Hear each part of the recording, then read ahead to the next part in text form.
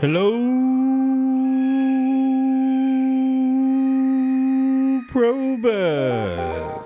Howdy, howdy, and welcome to But It Was Aliens. The Extraterrestrial comedy podcast. You forgot I was opening all those, didn't you? No, not at all. I was just confused about the sexual sound you made. The Extraterrestrial comedy podcast brought to you by two former MIBs. Each It really caught me. Each week we dissect a case to bring you the truth about the beings amongst the stars. I'm your host this week, King Moonwalker, and sitting opposite me is Garçon Greybeard. You've taken the crown off though, Mr. Moonwalker. I can't have the crown and the headphones. Well, you probably could. I probably could, but It's in we'll reaching figure distance. out next week. Or now. And with that, he swiftly puts it on. There we are. I'm gonna take a photo for the viewing pleasure. Today, we take a trip to Colombia.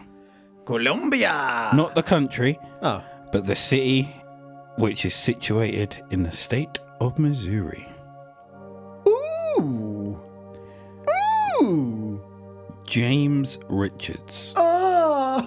or JR, lived Good old JR.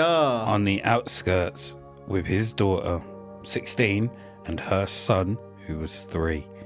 It was June 28th, 1973. Why are you laughing? It's your face. I'm just trying to get my head around. That sounded so harsh. But fair. I was trying to get my head around the ages of the people. To I know, retain that's it. why. Yeah. That's what threw me, because I knew it was there. It's quite an age gap between the daughter and the son. Quite an age gap. You could call that 13 years. You could. Lucky for him, clearly. Are you saying having a child isn't lucky? He got sex. It's her son. James? Oh, shit. Yeah, okay. I misheard you there, didn't I? Mm-hmm. James, his daughter, and her son. So hopefully JR didn't get lucky. I would hope not. Jesus Christ. It was June 28th, 1973. Mr. Richards' daughter, let's call her Jane. Jane. It was just after midnight, and Jane was making her way to the fridge to put a bottle in for her 3-year-old. A bottle for a 3-year-old sounds weird to me. Well, they do have bottles, don't they? You do sippy cups and whatnot until they're like 10. They had the windows open and were playing music from their record player. I tell you what's weird. Boob pumps. Are they weird? Well, as a man, you don't really stop to consider them until you need them. I happen to work in an establishment Yes. which sold them. Or I did work But there. did you ever stop and think about them? I had to put them away. So I had looked at the box several times and was just like, ooh, this is weird. I didn't put it on because people weren't allowed You to didn't put it on because you weren't lactating at the time. Called me the wrong time there. You're not allowed to return them for hygiene reasons. Ah, that sucks. So Quite literally. it's obvious, but at the same time, it was just not novel, but it's just like, oh, what do these do? I know they do, but how do they work? Well, yeah, that's what I mean. You kind of, you know they exist, but you don't ever stop and think about them existing or utilising them. How do we get onto that? Don't put it on your balls. Wait, what would that do? Don't do it. Or do and let me know. For science. Can you remember the episode when we were talking about the boy that was milking the cow? Yes. Same concept, I guess. Yeah. Just to add, we haven't bought one of those, so I don't know where that even came from. I thought you were about to say, yeah, we bought one. I mean, we might. I'm not saying they're useful products, just we haven't so far. Not quite there yet. So they were playing music from their record player. Another noise would soon hit Jane's ears, and it wasn't the smooth sounds of jazz, but more like a thrashing sound that was coming from the trees that surrounded their mobile home. As she listened closer, she believed that the sound she was hearing was something moving a large tree. Everything all right over there? By God! She then started to call for her dad, trying not to garner the attention of whatever was making the noise outside. But someone had been broken in half! JR got up to see what his daughter was bellowing him for. When he got to her, she was rushing around, locking the doors. JR's attention was drawn to the window.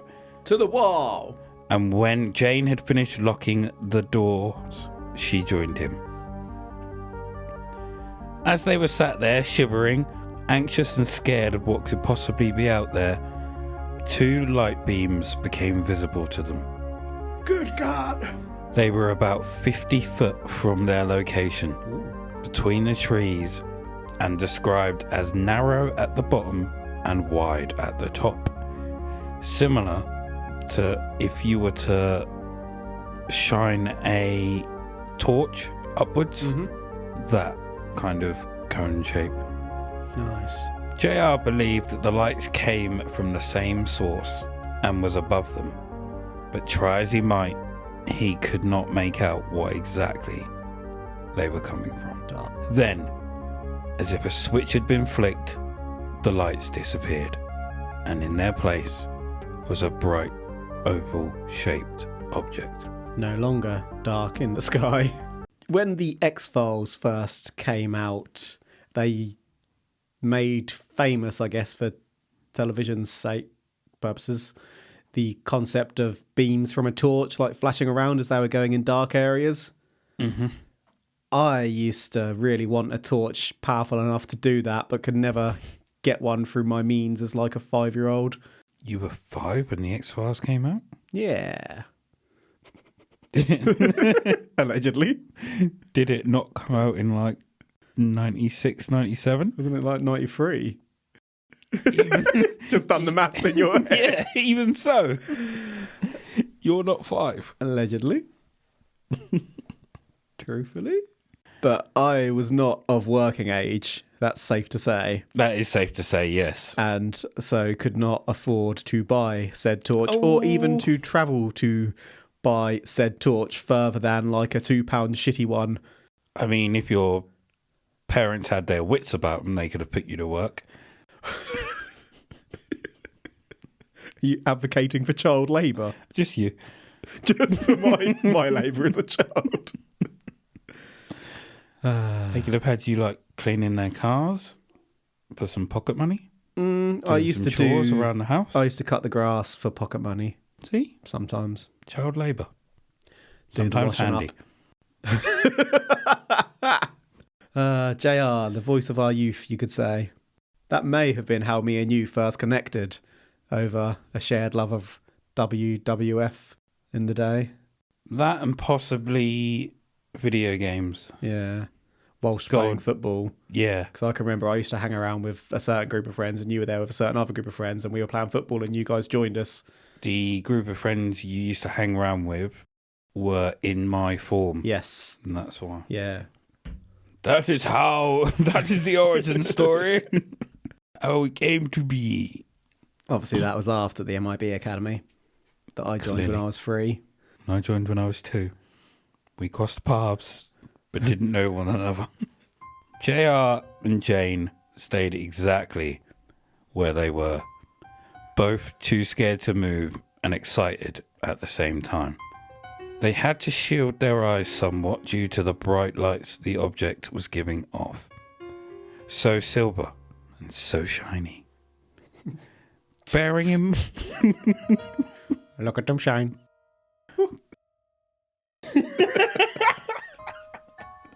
Bearing in mind that this was after midnight, the light from the object lit up the surrounding area so much so that it could be mistaken for early morning.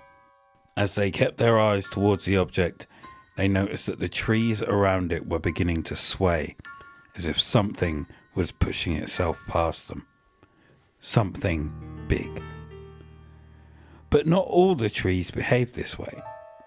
It appeared as if some were being pulled towards the ground, as if a string was tethered to the top and being yanked.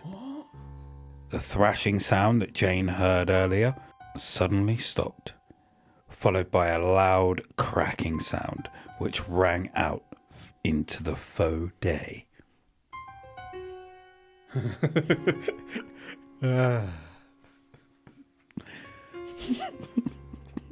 Made yourself laugh there, haven't you? Yeah. And then silence. The silence didn't seem to affect just outside. For a moment, it affected them inside too. I have a question. You do? Have you superimposed an image of good old JR, the wrestling commentator, onto every single page of the research? That would be telling. Don't go scrolling to have a look now. I'm not. Oh, wait patiently. I'm just going back over the previous section because once I've seen the image of JR, it kind of wipes my mind of everything else. It's very distracting. So, bright lights, oval object in the sky, silver and shiny. Trees were being... Oh, yes, I struggled to get my head around that, almost as if they were being pulled to the ground with a string. How the hell can that work? Think of... You know, sometimes in cartoons you see where they'll use two trees as a slingshot. Yes, yeah. And the way the trees move, that's kind of... Yes, yeah, I've got the concept. Just how is that happening? How? Because the craft is above them. It's amongst them. It's 50 foot from So the house, not necessarily 50 foot in the air. So is the craft It's amongst the trees. tying almost making the its way trees, but then some are going backwards rather than forwards? bending their way. So they're all bending out of the way rather than some are they're going in different ways. They're all kind of going the same bendy way. Okay, I'm with you with that hand gesture. Not so much with that one. I'm with you. That is the worst sound effect you should have made then.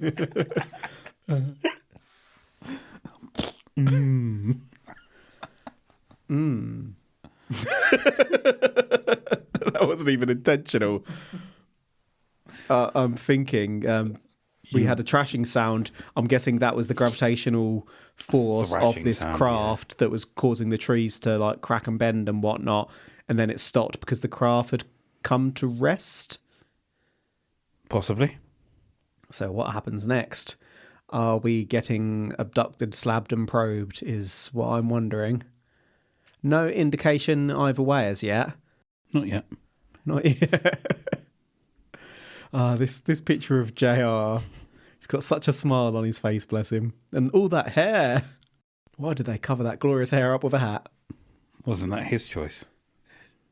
I think that, I'm not entirely sure, but I think the hat may have been suggested to him and he didn't like it at first, but then he came to appreciate that it sort of symbolised him. Became iconic. Yeah, and now he won't be without it. Iconic!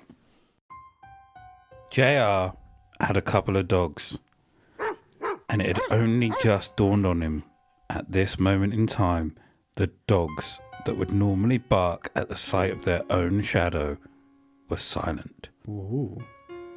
He went all around the mobile home, checking outside the windows to see if he could get a better view of whatever this object was. But he couldn't. And on top of that, the dogs seemed to be trying to hide from whatever it was. Good old JR had had enough, and he went to get his guns. Gosh darn it. Bloody... Why? Why do you have guns? There's no need for that. Armed to the teeth with guns and ammo, he loaded them up And grenades. and placed them out of reach of anyone other than he and Jane. Smart move of a 3-year-old in the house. Well, I'd argue a smarter move would be not to have them at all, but continue. He returned to his daughter, locked and loaded, ready for any crazy shit that would go down. but it was like a Mexican standoff. Nothing was happening. So JR did what any sensible adult would do in this situation and called the police. Yeah. Almost as if to mock him. As he made that call, the object moved. It went up an extra 150 feet and hovered over a nearby field. This now allowed JR and Jane to see the object a little clearer. And now we can confirm that this was a craft.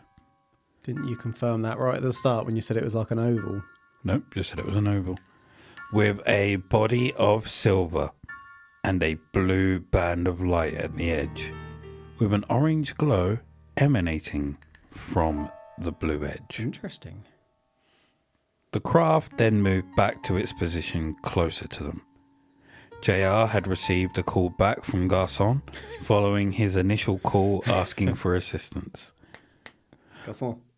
Whilst on the phone, the lights within the abode would dim down and brighten back up several times. Garçon assured him that someone would call him back and for him to sit tight. The person tasked with calling JR would try to call him but couldn't get through. They tried over and over again. JR was beginning to worry that no one was going to contact him, so he picked up the phone. When he did, there was somebody on the other end immediately. This individual asked him to relay the events of the evening to them, clearly and concisely. He was then transferred to the flight service station at Columbia Regional Airport. He would be reassured by her that she'd contact the police, and she did something I would call unprofessional. She told him of other sightings she was aware of that had happened 2 weeks earlier. Ooh. And then she hung up. The object then decided it would start to approach JR's home. Where's your duty of care, Garçon? Garçon! This is going to be our terminology moving forward, isn't it? People Yep. are going to be, what the hell are them two on about? Oi, Garçon! We'll be on the football pitch. Pass, Garçon!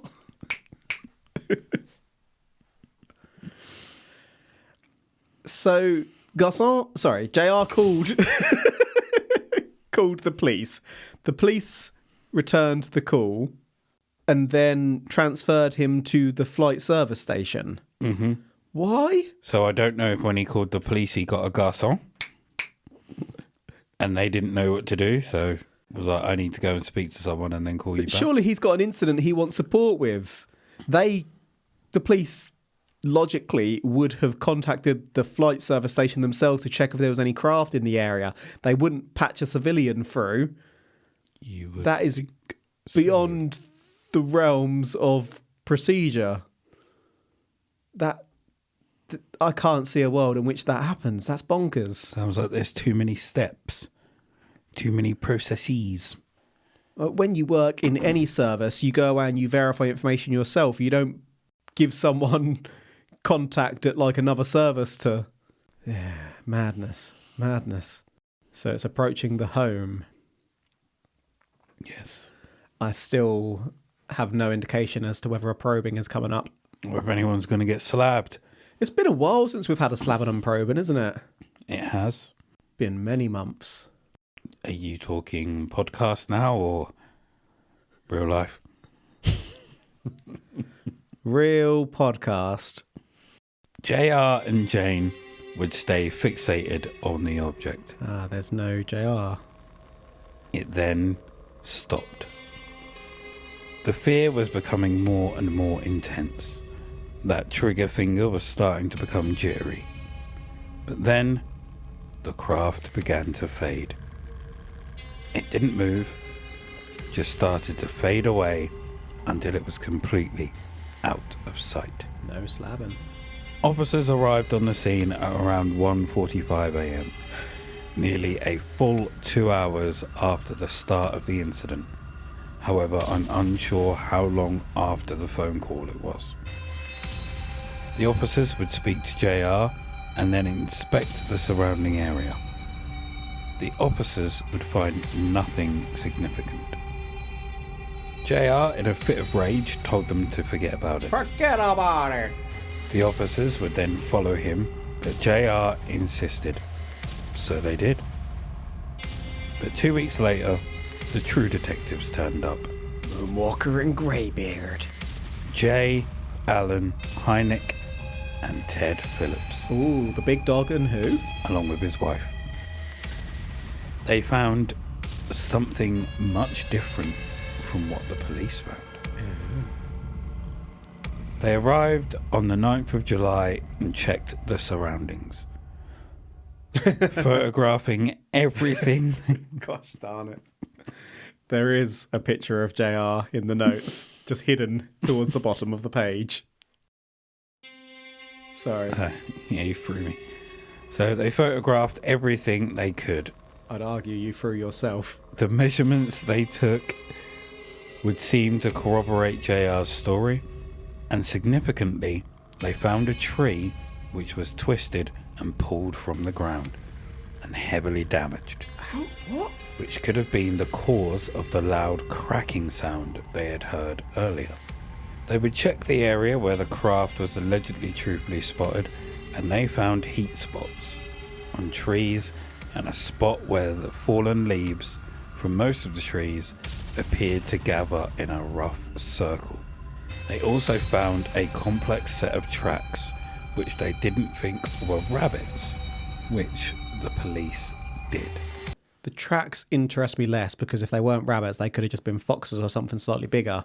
That's not so interesting. But how the hell can you twist and pull a tree from the ground? Trees fall over, fair enough, but evidence of it being twisted, a tree, twisted, with all the, think about all the roots and whatnot underground, that is mental. And pulled. I was going to add one other comment as well. They arrived at 1:45 a.m, 2 hours after the incident. So if this was nearly like 2 hours. approx. So if this was some sort of safety concern, JR would have been buggered by now. But more importantly, or less importantly, but possibly more importantly, depending on the nature of the incident, doesn't the man need to sleep? Would you Have be come there asleep to if wake. something like that was going on? I sleep so good now. I used to be pretty nocturnal and really struggled to sleep.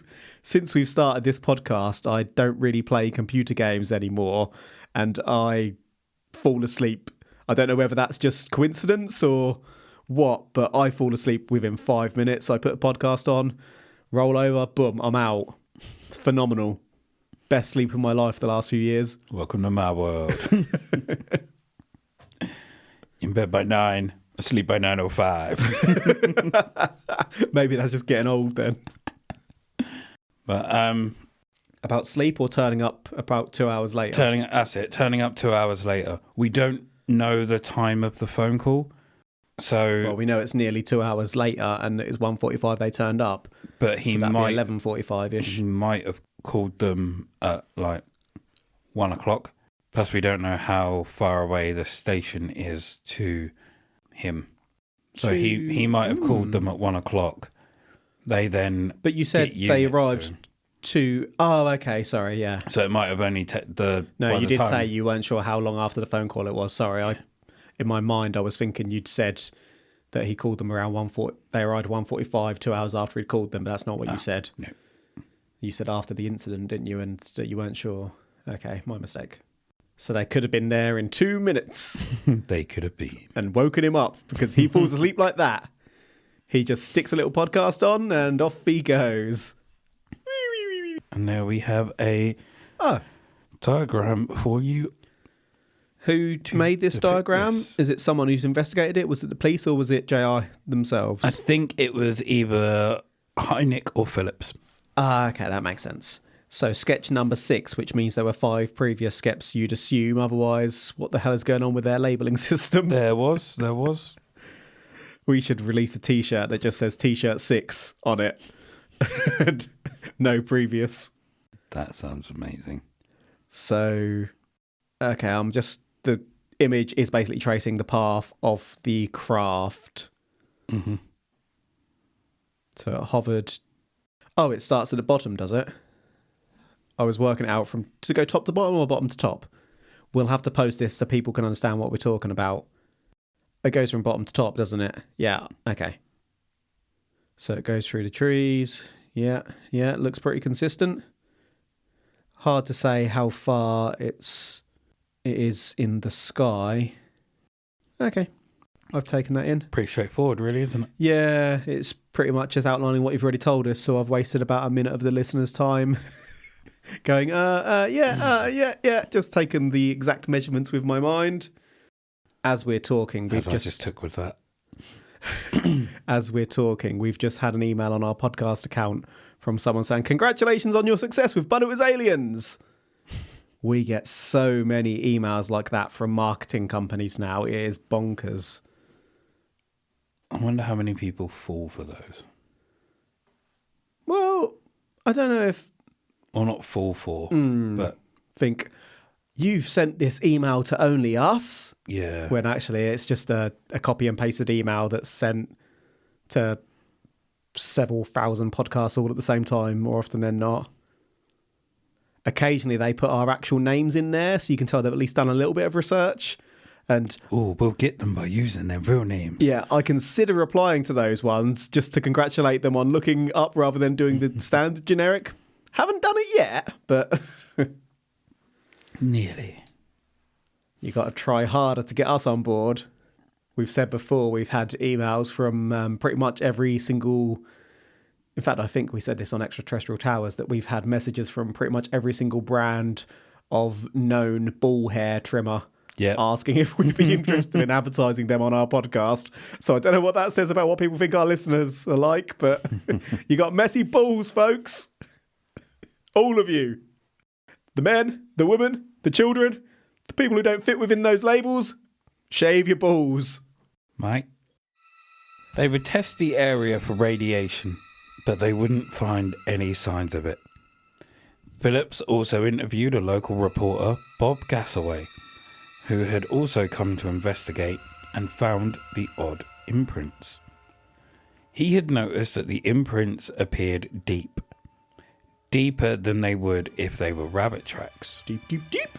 He attempted to replicate this with the heel of his shoe, and this guy was also billed like the Undertaker at over 300 pounds. Billed? But by you? No, they said he was over 300 pounds in the They research. billed him, did they? Billed him. But he didn't even get close. The investigators left and would come back 5 days later. The leaves that had formed the strange circle had started to decay, and had decayed more than any other leaves around them. Do your balls look like an alien? Try the grass trimmer 7.1. Is there a more difficult area of the body to shave than the balls? Middle of your back. Because you can't reach it. Yeah, good call. But you could get someone else to do that. You could get someone else to shave your balls. Yeah, but would you? Would you? Would you? Well, that's a different story. Not after our last incident. I'm thinking the only place that could be, and I'm not suggesting that anyone has hair there, but between your toes maybe, be hard to get a razor or contraption in there without hitting the web. No, it wouldn't. You're not that Are you saying flexible. you've got You're a not web? that flexible, Are are you you? saying you've got a web between your toes? Yeah. How do you think I swim? Knew it. Can you not, like, reach your feet? Yeah. Just Then in why terms would it of be- how close together your toes are, even if you pull them apart to get right at the bottom where the hair would be growing from, I presumed that would be difficult.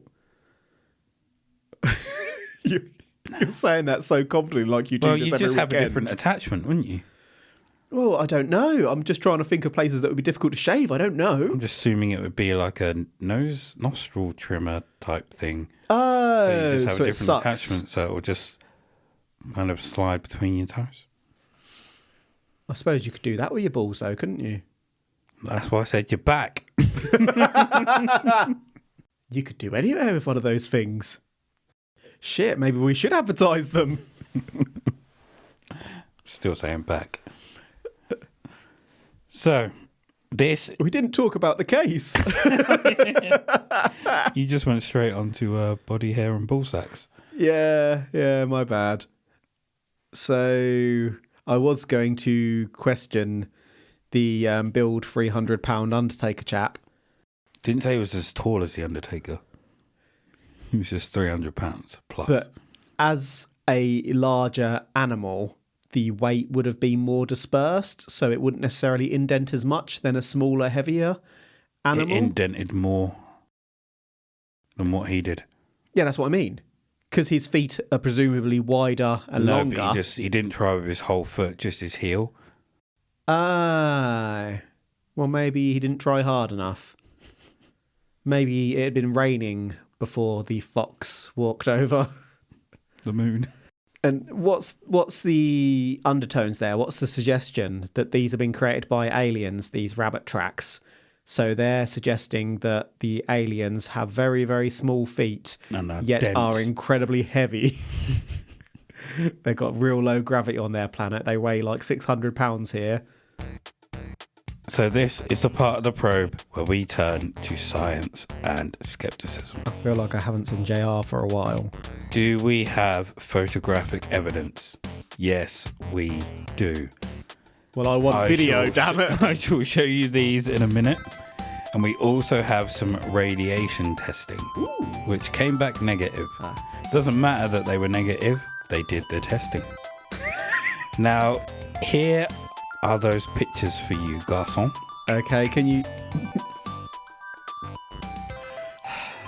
talk me through this?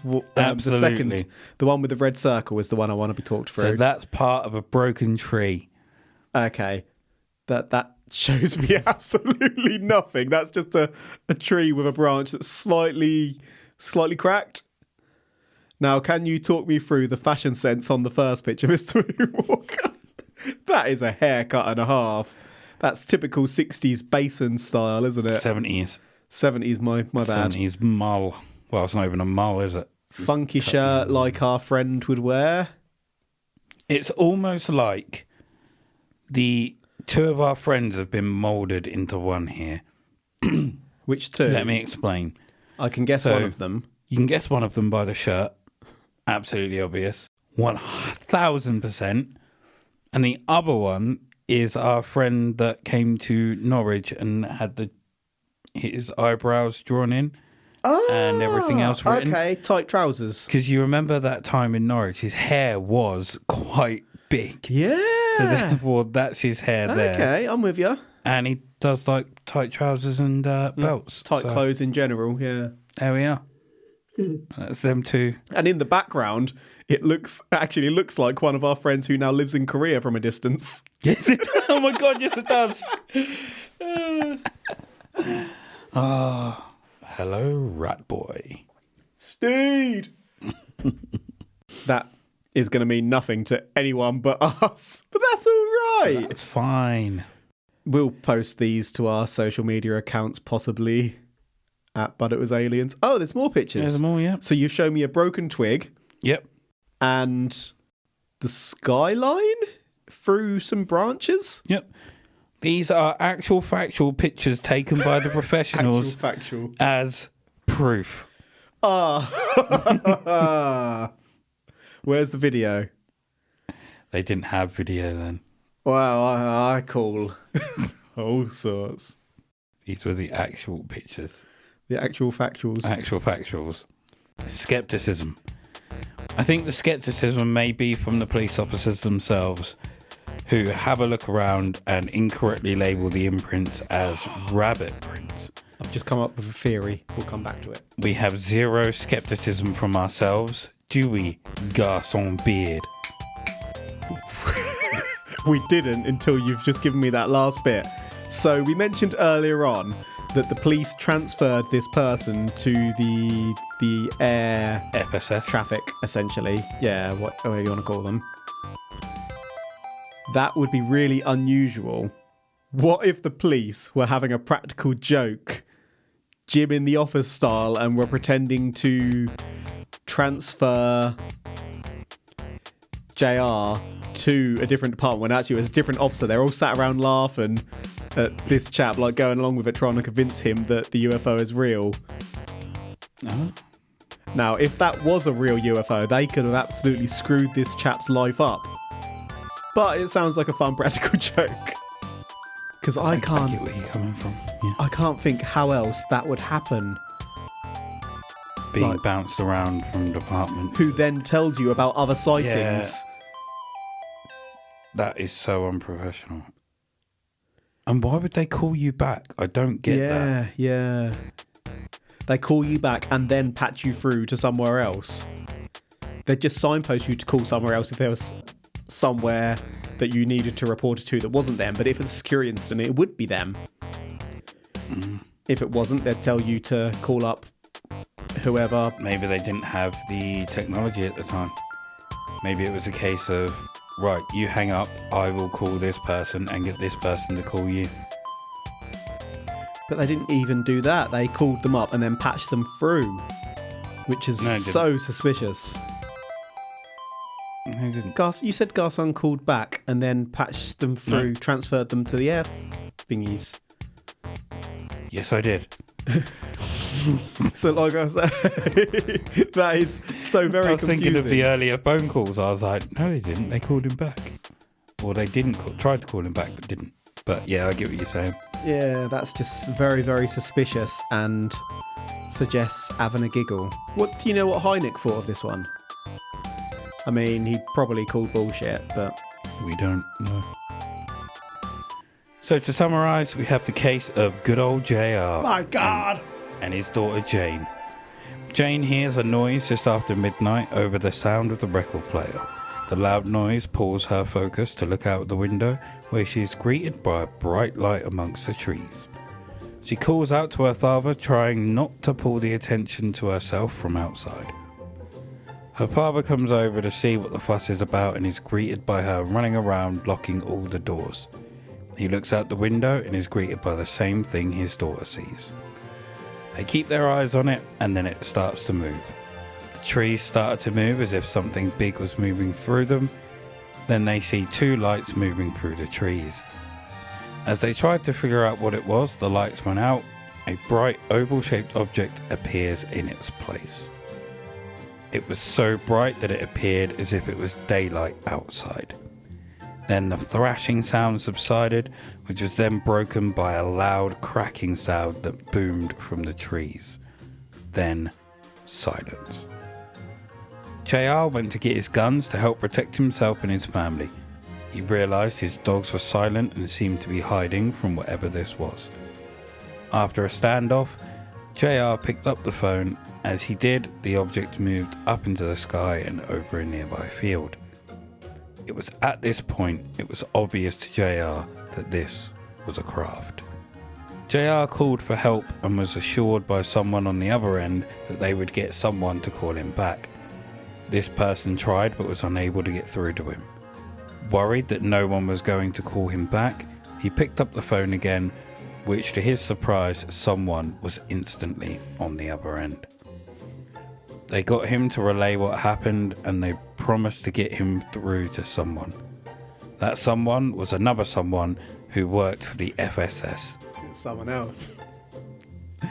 She made him aware that she knew of a similar sighting 2 weeks earlier.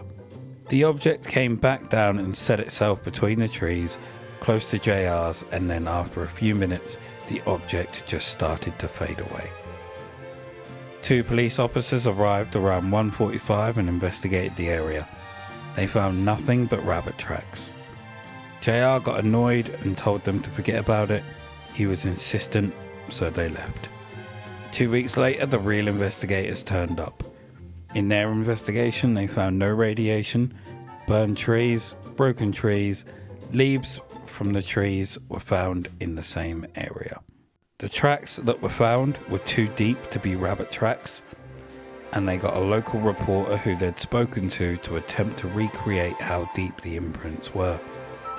And weighing in at over 300 pounds, using his heel, he couldn't. From Death Valley. When they came back 5 days... Undertaker! When they came back from the dead 5 days later, they found the leaves were decayed more than they should be, and more than the leaves around them. Rub my urn! This Rub it! is all we have. The case is currently unsolved, Is it? and we're about to allegedly, truthfully close it. Garçon, Oui, oui. do you believe this was aliens or something else? So I think the police part, they're having a giggle. What was the sighting? I don't know that I've got enough to formulate a definitive conclusion in my mind. You haven't tarnished JR's character for me. You haven't brought in any red hot evidence to say it was something in the sky. You've given me a diagram that was very basic and I spent far too long trying to work out.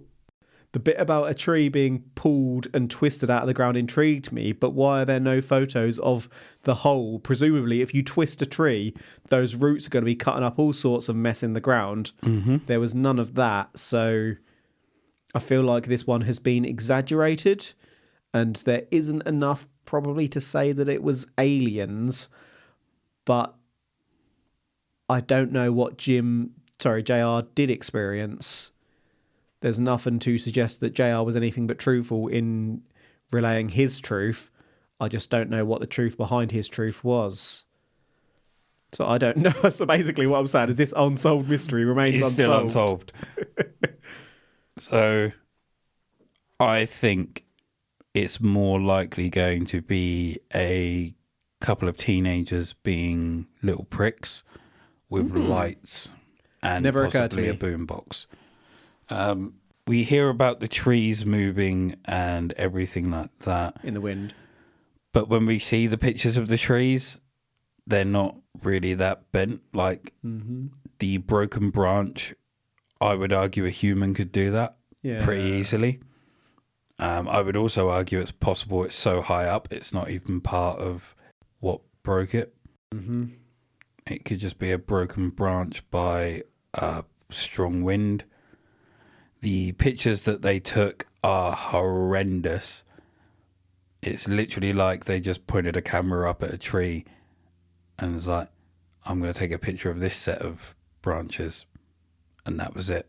Yeah. It really wasn't like the smoking gun of evidence, was No, it? It was almost half-arsed, actually, for Heineken Co. I don't recall them putting less effort into... So I think... Where's the air data for that evening? Where's the radar? You said that they took radioactive samples and it was negative? Yep. Oh, that's it for today's case. Thank you for joining us for this week's probe. You can find us everywhere at But It Was Aliens. That's Facebook and Twitter, now known as X, Instagram, and we have a Facebook group called Extraterrestrial Towers. If you'd like to hear more from us outside the realms of the extraterrestrial, you can find us on patreon.com/But It Was Aliens. There we cover ghosts, Rasputin's dick, pegging, and much, much more. Bloody pegging. As always, I have been Moonwalker, and he has been Greybeard. And I still am. Remember, the truth is up there. #.